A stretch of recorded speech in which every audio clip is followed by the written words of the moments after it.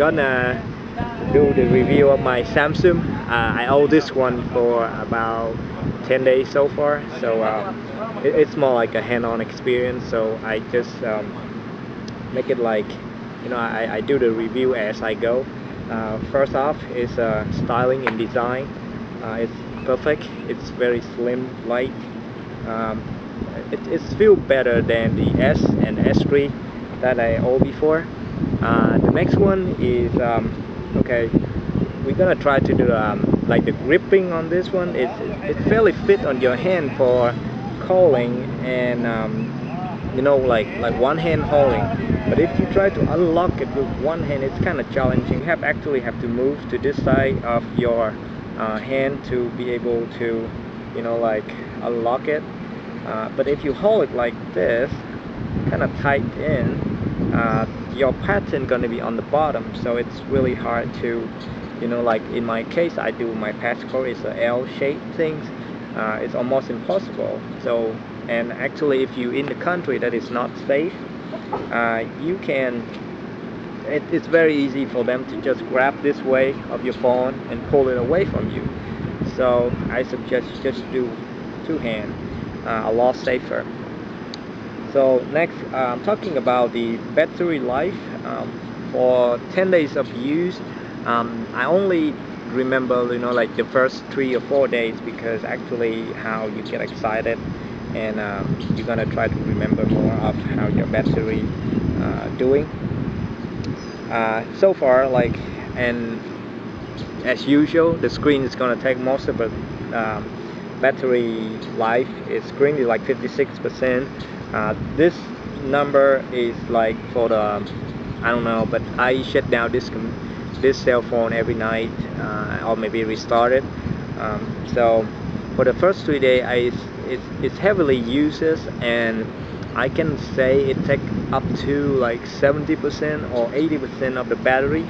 If that including taking pictures, playing YouTube video, playing video, lots of things on it, and 70%, so it lasts from maybe 8 a.m. until 5 or 6 p.m. and you still have a little bit left to for making a call. The next 3 to 5 days is it's less intensive. I mostly do just call, Facebook, so, and yeah, it lasts a little bit longer by the end of the day, maybe like 40%, 50%. But with this device, and if you try to play game, I didn't play game at all, so it's a little bit tough to tell how this can hold, how this battery can hold. But it's very impressive.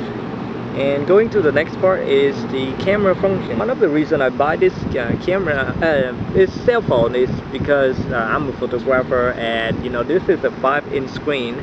It's very good for me to like I try to tether, how you say it, tethering the pictures to the cell phone straight. I didn't buy that thing yet to do this, but because the screen is large, it's a high def, they call it the OLED screen. It's enhanced the pictures quality, so I can show it to my client after I take it. So what I plan to do is just put on my arm and hold the camera. So after I finish taking, I just review it like this one, or I just show it to them like this. It's like show them on the field. That is one of the way you can impress your client, that now you have things straight right out of the camera, not just through Photoshop or something else. However, you need to be like kind of like an FYI, because the screen is it's not like it's not showing you the raw pictures that you took. So it's most of the time it's like you see a lot of vibrant color. Everything looks so good because of this display. I always put adapt display, so I don't know when it's going to show dynamic, standard, or professional photo. So most of the time, because I choose this, I mean most of the time it showed the picture thing is very green, and like it's look a lot of detail in here. And actually when you take the pictures with this camera, you're gonna be very happy, because it's gonna give you a lot of resolution. When you see it on here, I can show you one pictures and my assistant will zoom it for me.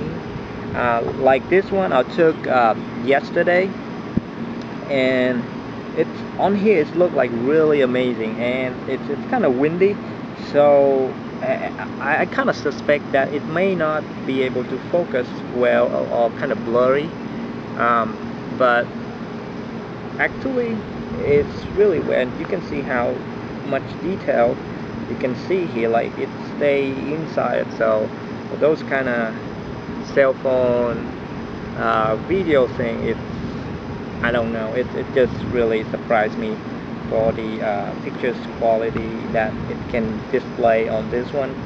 I mean, I zoom like this one, I think it's more than 100% crop, and it still shows, you know, like acceptable pixel right here. Okay, so that is it for today, and thank you for watching. This is part one of the video. On part two, I plan to do, you know, like a roughly comparison between this cell phone pictures quality with, you know, a Nikon D90, which is a 4 years old DSLR camera. That's what I say is roughly comparison, because there is no way you know, like this phone can beat the DSLR thing, but it's just for fun and you know, just for reference. So alright, thank you for watching, and you guys have a good day.